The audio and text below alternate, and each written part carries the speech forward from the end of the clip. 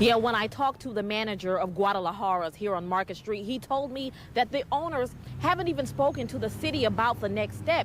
Well, moms and dads, you might want to get close to the TV for this next story. Due to some icy conditions, some schools in Central Virginia are closed tomorrow. Now, here's the list. Take a look. You can see crews right now removing this truck from under the bridge. Also, all types of blood types are needed. And if you cannot make it down here today, I love Betty White. I watch the Golden Girls every single day, so yes, I'm all for that. We are sitting with one of the biggest Golden Girls fans right I've ever met in my life. The store owners and employees are pretty shaken up by a car smashing straight into this building. Well, Tara and Sefe, the tension was so thick in this park that you can cut it with a knife. Now, our city leaders were here today to express their reasonings behind this statue being removed, and not everyone was happy. Now to some developing news out of Greene County. One person is dead tonight after their car flipped into a creek. Take a look at this video. It happened around noon on Pretty Creek Road. In the last hour, a lot of people have been coming here to the park. They're here to celebrate. These bikes are intense. And just like her cancer, every day, Janie kicks it right in the derriere. Well, guys, it's senior walk here at Carysbrook Elementary, and students are lined up so they can see high schoolers walk the hallway. Nathaniel Bryant has been fighting for his rights since the early 90s. He told me that all he wants is for his voice to be heard. And when he walks out of those doors in just a few minutes, all that will change. In my hand is a letter from a company called Pure Environmental. They told me that they did an inspection inside of this apartment, and the regional manager told me what he found was disgusting. For Vincent Waldhauser, living inside his apartment is like living in a nightmare. Bed bugs have invaded his home, and he says the leasing company isn't doing enough to solve the problem. Their neglect to tell me that they're even inspecting anything. It's just wrong. Everything about it is wrong and disgusting and immoral. And it looks like they're going all the way down there now. We first aired his story on Thursday when he found himself covered in these red, itchy bug bites. All the way up my back. Vincent hired a company called Pure Environmental to do a bed bug inspection. They said the colony is at least 2 months old, and they recommend the entire property be inspected for bed bugs. On Saturday, Interstate came to the unit to do a heat treatment, but Vincent fears the bugs will come back and that the apartment managers have become unresponsive. Erica Allen's not doing her job. She assures me that she tagged my door, but I've asked several other people in the apartment complex if they got notices, and they said they hadn't as well. So we took a trip to Real Property Inc. off Rose Hill Drive to see what the leasing office had to say about all this. And this is what they told me. Any of the people that would have anything to say about it are not in the office at the moment, so. Okay. Would you like to leave a message? Yeah. So far, no one has called me back. And for now, Vincent says he plans to get a lawyer. Basically, I'm trying to take them to court because this is wrong for what they're doing to the other people in the apartment complex. Like, I'm going to be scarred for the rest of my life, probably. All over my, these bug bites don't go away. I mean, Vincent says he has not gone back inside of this apartment. He says he's just couch bumming until he finds a place to stay. Reporting in Charlottesville, Jasmin Caldwell, CBS 19 News. And down here to vote for the first time in 43 years.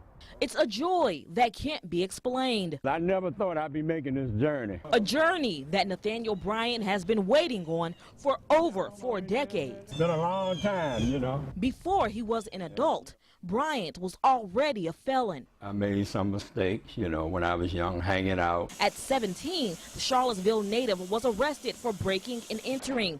He had to serve 3 years in the penitentiary, and in December of 1975, he went back, this time for robbery. And I knew the consequences, you know. Old habits took control a few years later, and he went to prison once again for breaking and entering. And I was facing 20 to life, and they gave me 20 years. And I did 10 of that, and I got out in 1985, and I never looked back. He only looked forward and decided to clean up his act. And I made a promise to myself that I was going to get my rights back. And that he did. And once I get in there, you know, I'm going to ask somebody I'm going to need a little help, you know, because I never did it before. Nathaniel Bryant has been fighting for his rights since the early 90s. He told me that all he wants is for his voice to be heard. And when he walks out of those doors in just a few minutes, all that will change. I did it.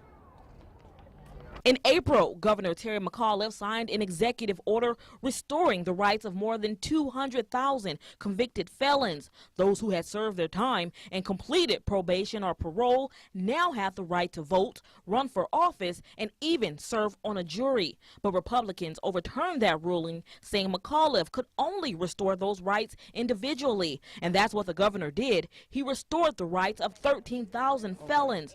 Bryant was one of them. And I got to crying. They said, "You all right?" I said, "Yeah, but it just took so long, 43 years." And I wasn't giving up. I was going to get them. And just thankfully, it worked. It makes me feel so good knowing that I got good people in my corner. Admitting that he was a little scared, but glad that his voice is no longer silenced. Felt great. After 43 years, I never thought I would get to this point, but I made it. The proud new voter says he didn't go through this fight alone. He had help from his lawyer and the support from his family and from his daughter, who is now watching from above. And she said, "Dad, you keep doing what you're doing, you will get them back." And I said, "I know it."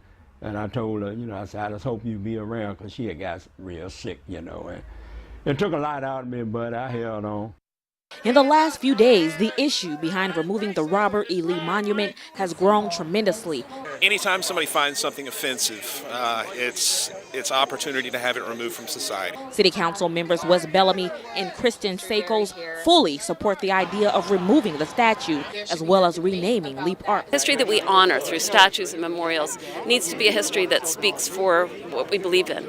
And in this case, these statues don't. We unified this country. Some say removing the statue is removing history, but Charlottesville's vice mayor feels differently. Charlottesville is a city that has a great deal of history. Charlottesville is also a city that is moving forward.